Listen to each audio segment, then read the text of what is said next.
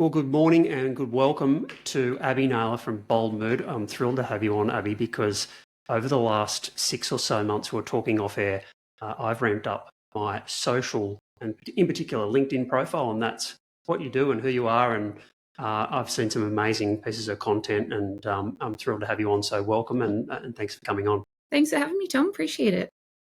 So, Abbey, tell us what, in a nutshell, what you do. Okay, I'll try. There's a lot more to it than a nutshell, but give us the 30-second and then we I can go on expand. tangent, so tell me if I am. So I am Abbey Naylor. I run Bold Mood, which I am a personal brand and LinkedIn strategist. So I help founders especially increase their influence, grow their personal brand, and generate leads on LinkedIn. I have always had a bit of a love affair with LinkedIn actually, because I started in recruitment early in my career, and then I pivoted to marketing, and then kind of niche down in that personal branding space. And then Interesting. at the start, I kind of looked at LinkedIn as more of a job seeking tool, and then I researched a little bit more and kind of found that it was more a marketing and sales and a platform for people to showcase who they are and grow their business on there. Awesome. Actually, that's a good point. How have you found LinkedIn change over the years? Because obviously, I've been on LinkedIn for years, but I've got to admit, I'm not the longest user of engagement on the platform. Yep. It's evolved, hasn't it, over the years into something that was sort of, my recollection is when I first went on, I don't actually know, there's a way to look up, but it was just a place almost like, who do you work for, who you are, and your contact details, and then it's just evolved. What's been the journey of LinkedIn? Yeah, so it has been around for a really long time, but it did start as more of that recruitment tool. So a lot of recruiters were using it to obviously find candidates, employees, and things like that. But it definitely, probably in the last 5 years, I would say it has evolved more into a platform where professionals, business owners, personal brands can, showcase their skills, their expertise, and make a profit from their personal brands on the platform. So it very much has evolved, and it's kind of gone from this, like a recruiter tool to people, creating content, creating communities on there, and actually running businesses on the platform as well. So solely using LinkedIn. It's incredible to see, because what I've noticed since I've engaged and you actually, I've sort of, I don't know whether it's the right thing to do, but I've sort of curated, particularly my feed from what other people are doing. And it's an enormously valuable tool, in our industry in IT. It's, one of the fastest growing industries and hugely changing. It's a knowledge platform, because it is very hard, as for our business to keep up to date with, what is going on in the industry. And there's some very smart people out there, and the content that's being created from an educational perspective is amazing. And it's funny, off the back of educational content, I tend to more closely align and follow people that are providing value. Yes. Talk us through, like every platform, and LinkedIn cops a bit of a bad rap, people saying it's all AI now, and it's marketing and it's ads and it's all this sort of stuff. But park all that aside, that's the same for any, I suppose, social media platform, and it's very hard to eliminate that.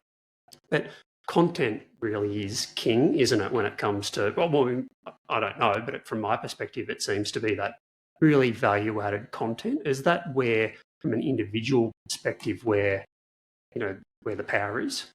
A lot of people do think it is content. However, there's a balance. There's a balance between content and community.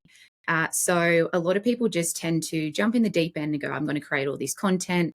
And where it's at. So content's that education. So that's where you're educating and kind of bringing people into more your world. You can share more personal content as well about your storytelling and things like that. However, the community side of things, people underestimate the power of that, because that's where you build the relationships. So what I mean by community building is investing in engaging with others on the platform. So being intentional with searching who your target audience is, who you want in your circle, for example, and yeah, supporting their content. And like, if you comment on someone's post, that acts as like a domino effect. And I'm not just saying, hey, love this post, Tom. It's more about adding something meaningful to that. So adding why you like the post or what you found valuable, or adding something else to it. Because when you do support someone else's post, that means whoever else is engaged with that content, that will spread like wildfire. So it'll increase visibility for you, but it'll also create more of that thought leadership for you as well, because you're putting your opinion out there. And that's a value add piece, as well as the community side of things, DMs. So if you are trying to build your audience and community on there, which should be a non-negotiable for any personal brand or business owner, it's really important to take advantage of DMs and actually not using AI. A lot of people do use AI for this, but I think it's becoming quite noticeable how people are just using. You can tell straight away. Yeah, you can use I've even been tapped on the shoulder and say, "Hey, Abby, we have this. Would love to jump on a call with you. Would like to show you this third-party app that can actually do your DMs for you." And I'm a relationship person. Like I love building relationships, and I think it just takes away that personalization. I'm all about optimization and automation and making things a lot more efficient in your work process. But when it takes away that human side of things, I feel like that's just where eventually you're going to get kind of lost in the dribble of everything else. And so DMs is important. Community is really important on LinkedIn, but with your content, value that. I'll go back to how you said value content. That is to my core when I do show up and coach my clients too. It's the most important thing, because you do see on Instagram and TikTok and things like that, it's more of your creative, fun. You just put up what you had for breakfast, and you know what I mean? Some like influencers on there, they kind of like, their personal brand means their personal life. So they kind of show what they do from the moment they wake up to the moment they go to sleep. However, my kind of messaging is personal branding doesn't mean personal life. I think it's important to find the key messages in your journey and your business as well that resonate with your target audience. And always just have in the back of your mind, okay, how is this serving my target audience? And is this actually adding value? So in regards to, I'll just sort of take sort of what has been the last more than 6 months, but we've been doing a lot of this format type content and trying to drive value, and we do a lot of content that goes out to our clients, and then we post on LinkedIn. It's very powerful. Just back to what you said in regards to engagement, it's because I think some people have tried various bits and bobs, and I'll get to the consistency part and more. I hope it's an important question, and keen to hear your thoughts on that in a moment. But I'll give you an interesting story. We did a piece and an engagement piece, not too dissimilar to this, with an industry expert last year. We had some engagement in commentary, and then someone that did see that, didn't even know this person, reached out, actually not on LinkedIn, but via, searched me out, found my email address, website, and then contacted me. Yep. It's extremely powerful. Like, you think that this is not going to, and then all of a sudden it starts to build. In actual fact, I went and saw a client yesterday who'd come off the back of some content that they'd seen, actually not even following each other on, connected with each other on LinkedIn, but this person knows someone, that connection piece, sent me an email, and of course I'm in their business discussing what is a very strong lead. It's amazing how the world sort of works and intertwines, and that value.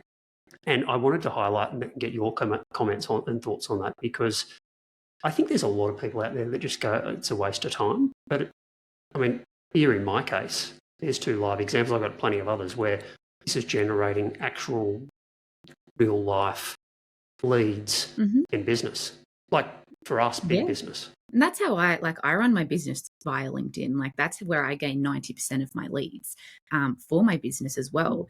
And it's funny how it adds as a domino effect. Like some people, when they're starting out and they're creating content and they're showing up and they might not get that massive engagement at the start. And then that kind of deters their journey and they're like, oh, this isn't even working. Like this is a crock of crap kind of thing. And that's where you've got to stick to it. Like that consistency piece does come into it. Like I've been engaging on the platform for over 4 to 5 years now. And that was during my corporate career.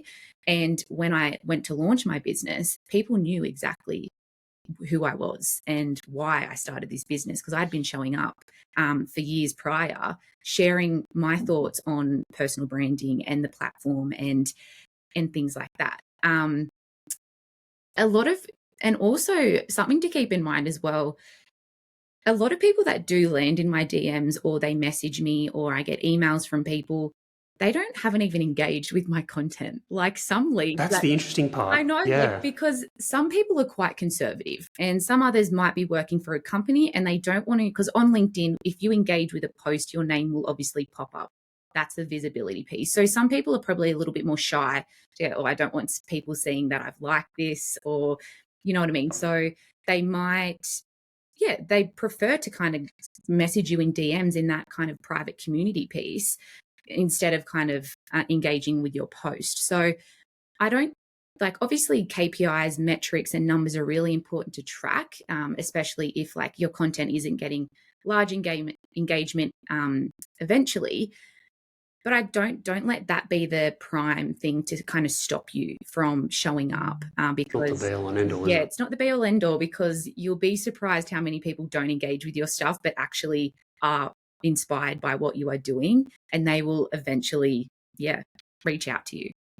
Yeah, it's interesting. Talk us through that consistency piece, because if you're really wanting to build a following and a level of engagement that is powerful and generates leads, because I'll be pretty open and transparent. We do the thing to add value to our existing clients, but we've got mechanisms to be able to, particularly the educational content piece, and park the relationship piece for a moment. But the education and the content piece we do for our existing clients. But as I say, to being open and transparent, we do use it as a lead generation tool, and it's very, very effective. Absolutely. Consistency is key. Talk us through. I have no idea how what do they call social media? Do the algorithm? Yep. Does anyone actually know what before you get to the consistency piece, does anyone actually know what the algorithm is, or is it like a hidden? Oh, look, if you are a LinkedIn fanatic like myself, I do kind of keep up with the algorithm, because there are people that study it, and I obviously kind of always researching what's kind of happening just to help my clients out and make it kind of easier for them. However, don't become someone that just is, someone that's just kind of like, oh, I can't do this because the algorithm, things like that. Like, I just feel like it's kind of, you don't want it to be a slave. That's what I'm trying to say. You don't want to be a slave to the algorithm. Like, I think there's obviously things to follow that help you with visibility. Like, for example, the consistency piece with posting at a time where your audience is on. So, for example, there's two things to consistency, and a lot of people just think it's the buzzword, just like authenticity is in this personal branding and marketing kind of world. And look, they are quite important. So consistency can mean on LinkedIn posting at finding out when your audience is online. And a lot of people kind of choose between that 8 a.m. to 9 a.m. time in the morning. And then around that time when people knock off, around that 5 to 6 p.m. It's one, yes, algorithm wise, like if you're kind of posting at 8 o'clock in the morning on Monday, then Tuesday, like, oh crap, haven't got my post up, let's post at 2 p.m. And if you're kind of a little bit messy in the way that you do show up, then that is going to kind of demote your post, and it's not going to build that credibility. So if your clients or audience know that you're posting at 8 o'clock every morning, then they'll be on there at 8 o'clock every morning kind of thing. It's just like if you send an email out every Wednesday at 10 a.m., people expect to see that at 10 a.m., not one on a Wednesday, one on a Friday, like if you're sending out a newsletter, for example. So that's the one side of consistency. But the other side is consistency in messaging. So another way the algorithm works, say if your profile isn't optimized to completely reflect who you are, like how you're different, what you do differently, who your target audience is, and how you help get them the solution or the transformation. If your profile is different to the message that you're sharing in your content on the feed and in communication, then the algorithm's going to think you're a bit of a fake. So if your content isn't matching who your profile is, then the algorithms, that's another consistency piece. So making sure your messaging does match across all of your landing pages and your social media.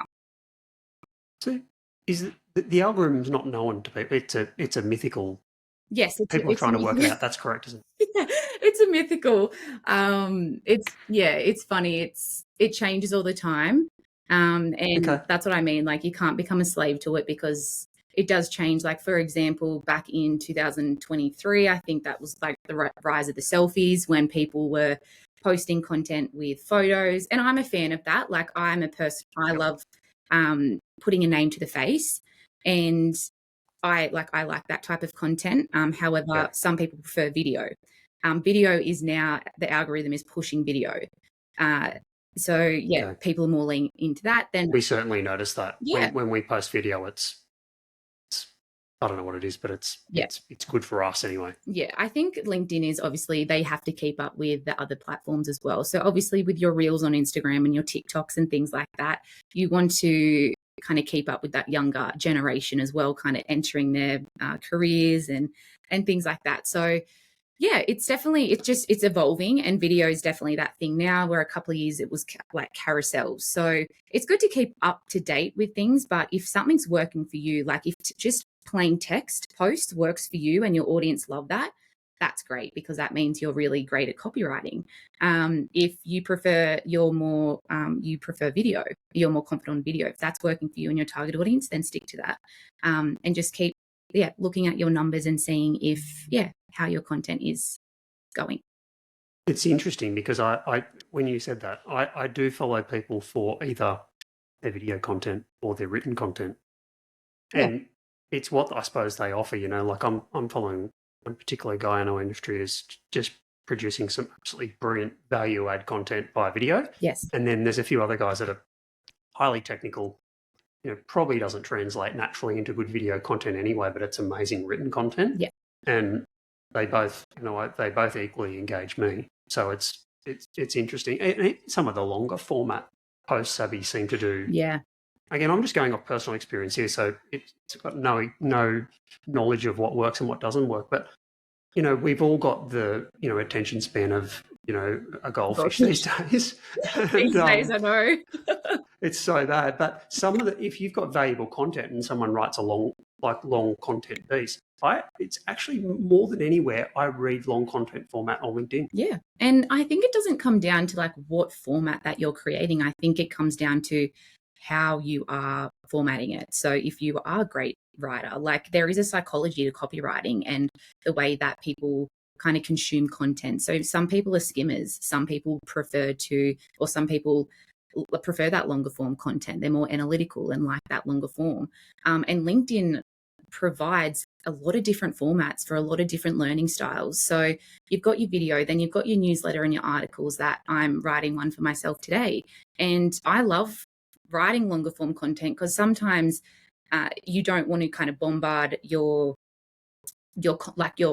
post on LinkedIn with this longer form content. So I kind of put my longer form in a LinkedIn newsletter. And so I think it accommodates a lot of different learning styles and a lot of different creators as well. So I think it just comes down to the way that you format it. So if you've got a great hook with your video, or you've got a great hook with your content piece kind of thing. So I think it comes down to the creator behind it.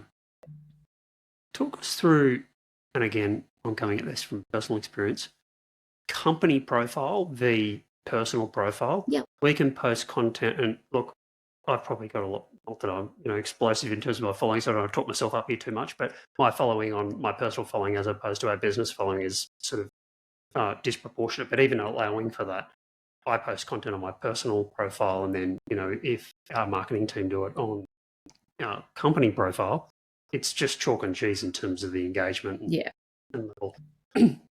Is it just because people want to deal with people and people like people? What or is there something more to it?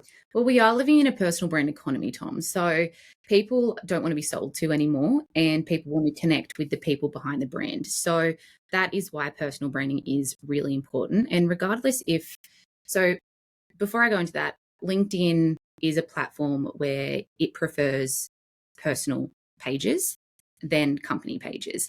So as a business and a platform, they prefer Yeah, so personal you get a lot pages. more Right. engagement on a personal page, because I have Abbey Naylor and then I have Bold Mood, which is my business. So I believe if you have a team, then I think it's important to have that company page content and obviously your personal page, because what that's going to do, if you train yourself, your leaders and your team about personal branding and how to show up to, for their own kind of career journey, but also creating content, not even for your company, but like what they do in their roles, what they do for your clients and things like that. What that's going to do is it's going to naturally drive traffic to your company page and your website, for example. So my corporate career before I started my business, that was my main role in underneath that brand umbrella, was to help build the employee brands. So, for example, Right. because I started during COVID in my in that position, and my team members, they did their business development in person. So when they couldn't do that, they used, obviously, because I work for a recruitment agency, what happened was they couldn't do their BD in person. So they had to kind of use LinkedIn to kind of create their personal brands and engage more candidates and clients that way. So that's how I kind of got into it. But then what I found, Tom, was as I was helping build their recruiter brands, it was driving traffic to the company page. I was creating on behalf of the company posts and things like that. We grew that page from 6,000 on the company page, 6,000 followers to 23,000 followers in a couple of years. Wow. Yeah. So company page definitely has its purpose. But yeah, what was driving that was a lot of the recruiter brands as well, kind of creating content for their clients and you know what I mean? That's obviously organically going to kind of drive traffic to that brand. So if you're running things solo, I highly recommend utilizing your personal page. And then if you do have a team, utilize both. Yeah. Okay. Yeah. So the personal brand's going to, if you've got a team, all the personal brands are going to Yeah. channel that They into the generate more company. engagement. Yeah. Yeah. Okay. Yeah. Because I do notice, like I noticed myself that, if I, for example, the lead yesterday, my first inclination was, okay, well, find out about the person. Who are they? What's their brand? And you're 100% right. I engage with the particular person online, and then you follow straight through to the company page. And the company page is, you're sort of looking for a sort of a sense of, not in this case because but I'm the supplier, not the customer, but the other way around, you'd be certainly looking for a sense of validation on who these people are, and are they rigid edge, and Yeah. are they who they are saying they are. Exactly.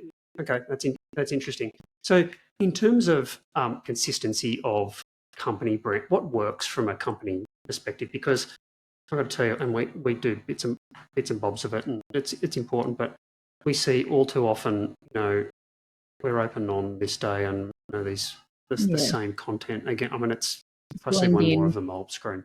Yeah. But what works from a company perspective in terms of the things you should be doing? Well, I think it comes down to what your company kind of goals are, like your business goals. So, for example, if it's to increase you get more people through your door. For example, if that's from an employee point of view, or if it's from a candidate, client, customer point of view. So, for example, if your a company culture, that's a really important one for people, especially when looking for jobs and things like that. So I think the education piece really works well for a company page. So what is happening with your market? So making sure you're doing your research. If you're maybe start a series, interview one of your team members every fortnight about what is day in the life of what they do behind the scenes, because that's still that personalized content, but it's bringing people along the journey of what it's like to work for your company. So kind of getting a little bit more creative. And when you are creating a series like that, it's a trust piece. So when you're consistent with a certain piece of content or series, people are like, oh, they're posting this on a Tuesday. I wonder what they're going to kind of, you know what I mean? So posting more culture fitting stuff, more educational stuff like market trends, what's happening in the news with you guys.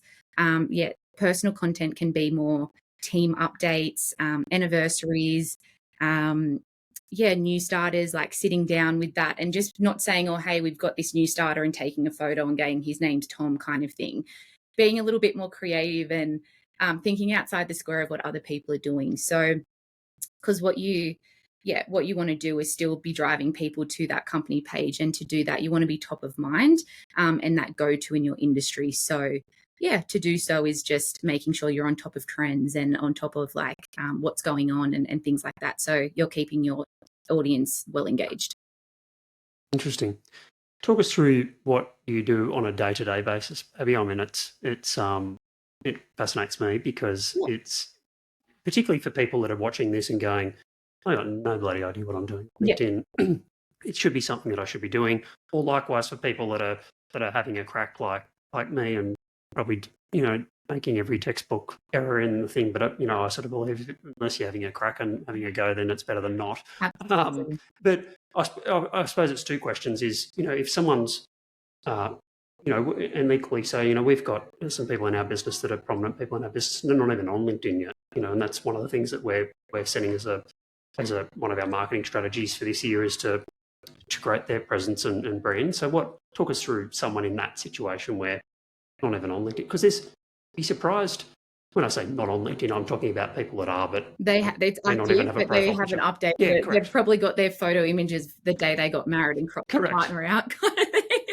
Spot on. So people like that, they've got. Let's consider them not on LinkedIn, right? So what's the go there, and how can you help those people? Okay, so how I coach my clients is when they're new to it, obviously they've got a lot of like doubt around, okay, for example, I have a client who was a chief financial officer.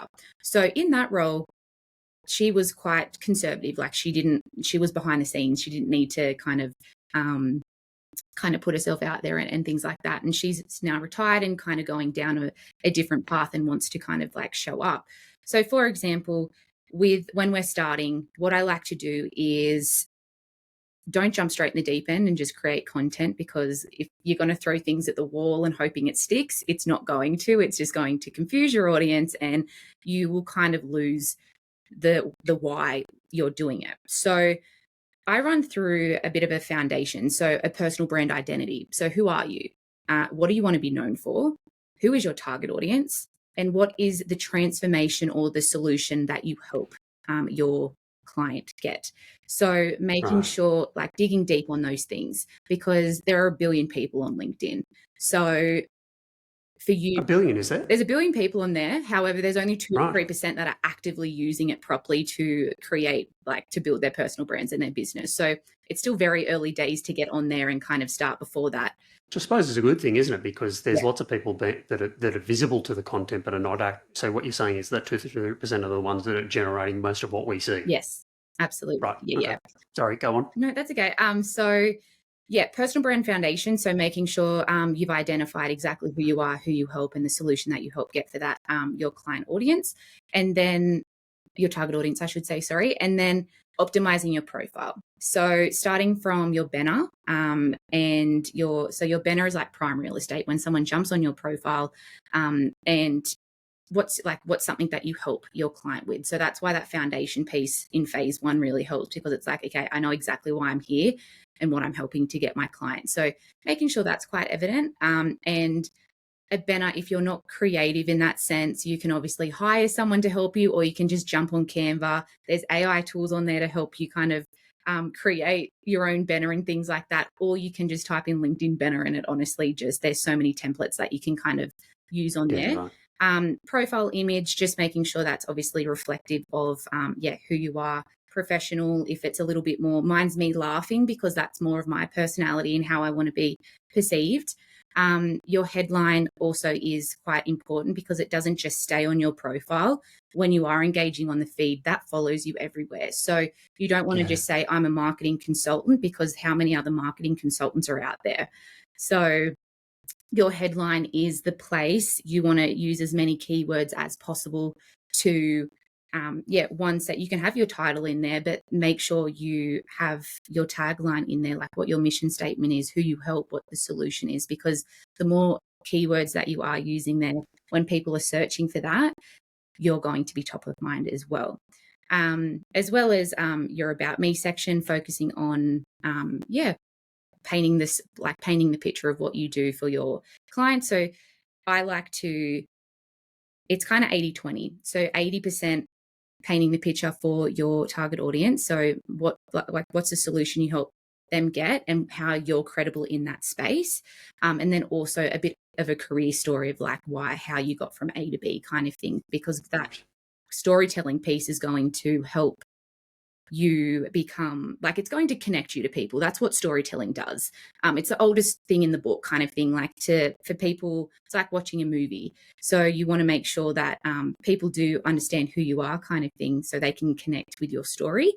And then also there's a lot of features for business owners and personal brands out there. So for example, the featured section, that is a seamless client experience. So if someone clicks on that and it goes on your landing page on your website, it's a place where you can add your website, add a clarity call, however you want to get clients in your in your door kind of thing. So focusing on like those features as well, because at the end of the day, you want to create a seamless client experience and you don't want people going here, there, everywhere and it looking messy. Just investing time in creating your profile as like a landing page for your target audience to contact you. And then I would highly recommend building a habit tracker. I help my clients build a habit tracker every day because I think that's what really helps us initially in that starter phase as well, to define obviously like what your goals are. So if you're new to LinkedIn, you're probably not going to post 5 days a week because that's probably not going to be feasible for where you're at kind of thing. So if yours is to post twice a week, then make sure, you know what I mean, you have a habit tracker. Okay, I've posted Tuesday and Thursday this week. I've engaged with at least 5 people per day. That's for that community visibility piece. I've reached out to 10 new people, send personalized connection requests to grow my audience. And just like things like that. So making sure you're actually investing like 30 minutes minimum on the platform per day. Okay. Interesting. So talk us through, I think I went through before we started. I'm a pretty private person, and every inch of me putting myself out there was, not comfortable, I suppose. Yeah. But I know a lot of people, and this is a thing across a lot of social media, other social media is sort of, I suppose you can call it imposter syndrome. Yep. It's a thing for people too, isn't it? Because for people that are not used to you're essentially putting yourself out there, right? Yeah. And for a lot of people, that's uncomfortable, isn't it? Oh, absolutely. If you've kind of come from if you're not used to social media and showing up and sharing your opinion and your expertise and things like that, it can be quite daunting. However, the way that I like to shift this mindset piece is because it is mindset. Like, you have the technical skills, you know how to create the content. You know what I mean? It's generally a mindset thing. And the way that I like to shift this with my clients is, and it's an Adam Grant quote, but it's, think of personal branding as ideas promotion, not self-promotion. So when you take away that cringiness of like personal branding, like people say, look at me content, it kind of creates that. It's about sharing your ideas. It's about helping your audience. Like, when you take away, it's all about me, it's not. Your content shouldn't be about you. You should have your target audience in mind, how you're helping them achieve a result. And like, yes, share personalized content as well, that storytelling piece, but always have an end goal of that. Like, why are you sharing this? Is it actually relevant kind of thing? It's not just like, I walked my dog this morning and you know what I mean? Like, that's not what, you know what I mean? Like, put that on your. Well, you're not looking through the lens of, if you're looking for pure engagement, but people on the other end of the engagement, or Yeah. you're looking for, you've got to look through that lens, haven't you? Yeah. Otherwise, Like people on LinkedIn are looking to either like be educated, to be engaged, like looking for yep, engagement kind of thing. So it's, yeah, that personalized content, there is a fine line. And I think you need to define with yourself what that is. Like I said, the personal branding doesn't mean personal life. Some people like to bear all, but you don't have to build a personal brand. I think you need to find the key messages, what really resonate with your audience.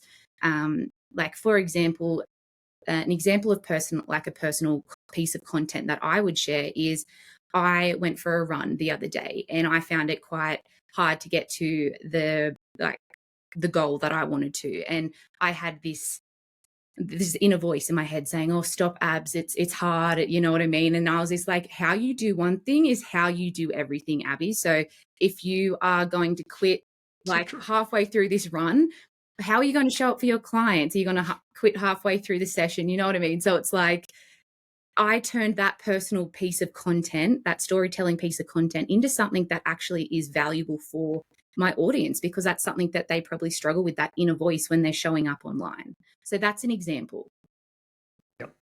So that's how you engage with individuals. I also notice you do quite a bit of talking, and I presume that's through every mechanism now, through this type of thing, and engagement at a corporate level and small business level to help their people. Because I see it as a big thing too. As obviously some people are not going to be ready for one-to-one engagement, but there's a lot of power for businesses to be able to bring someone like you into their ecosystem and say, okay, well, as a group of people, we can all build our profiles, which is good for the individual from a company perspective. If companies and a culture piece, if they're advancing their people forward, and it's of course good for the company. I notice you do quite a bit of that. Talk us through that, and what you can do for an organisation, I presume, of any size. Yeah, absolutely. So that's where it all kind of started for me. All right. I love the teams because I came from corporate, and I loved I helped people. I created an onboarding program for new starters when they came in and taught them all about personal branding them, and built pretty much a course inside that onboarding, just to help people understand what it means and what it can do for their career and their journey in that company kind of thing. So that's where the kind of fire in my belly feeling started with this personal branding and employee advocacy, Tom. And there's two sides of my business. It's that one-on-one side, which I do love, for that founder side, but then also the corporate side, with teams and leadership teams as well. So I do masterclasses for teams and communities, as well. So like if that's just more a general, like what they want to understand about what personal branding is and how they can use LinkedIn to their advantage, in their companies. But then also that I also do workshops. So like half day workshops or full day workshops.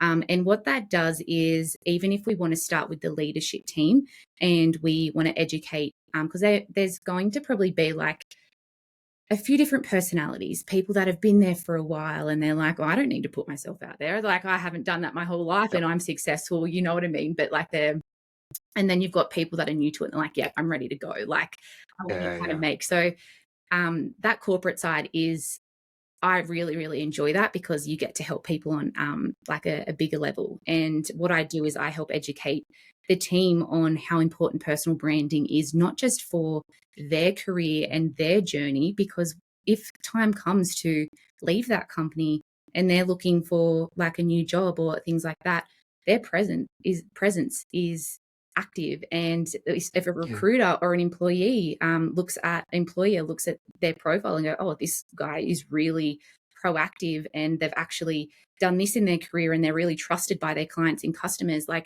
that's really great for their career. However, for the company as well, that's going to help build the company as well. Yeah. And that, so when, And you can't generate that overnight, can you? I mean, if you're not doing this sort of stuff and you're in corporate and you get retrenched or yeah, whatever it may be, or you're doing a change of direction, it's not like, okay, well, I'm ready to go. Let's make it happen.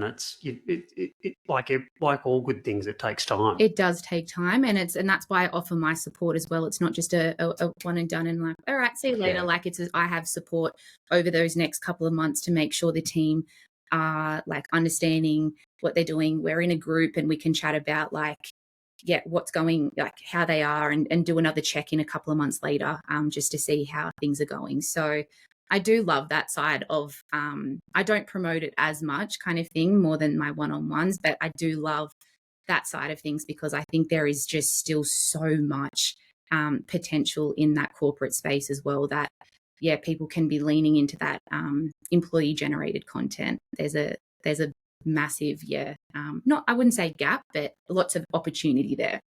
I would think so. I mean, just highlighted to me in this chat that, I mean, people want to engage with people. People deal with people. Yep. People don't deal with companies. Yeah. They deal with the people in those companies. It's never a truer word spoken. So if organisations can aid their people in, that personal brand and what have you, it's a different marketplace. It's a different world these days. And, you can no longer rely on, pure word of mouth. I mean, it's still, all that stuff is hugely important, but the dynamics changed. So it's been fascinating. Thanks so much for coming on. How do people, I mean, this is the most obvious question ever for you, but people reach out. Abbey Naylor on LinkedIn. You're everywhere. Your content is absolutely amazing. Congratulations on getting out of corporate and doing your own thing. I think it's inspirational and hats off to you. And I'm sure you already have and you'll continue to transform a lot of, because it's transformational to people's lives. Because I mean, at the end of the day, if you're a business owner, you're getting more business. If you're someone in corporate and you're wanting to advance yourself, or you're working for a business, that can change your life. Absolutely. And that's like to my core. Even when I was in my corporate career and when I was starting my career, my mission in life is to help people connect to their potential and opportunities. And it's the stepping stones that took me to where I am right now. Like that's exactly what I'm doing through personal branding, and especially using LinkedIn as that funnel to help people do so. So you can find me on Abbey Naylor on LinkedIn or on Instagram at _@boldmoods. So thank you so much for having me on today, Tom. Thanks, Abbey. It was a great chat. Yeah, it was awesome. Thanks very much. And we'll link all your details, and feel free to, anyone's watching, to reach out.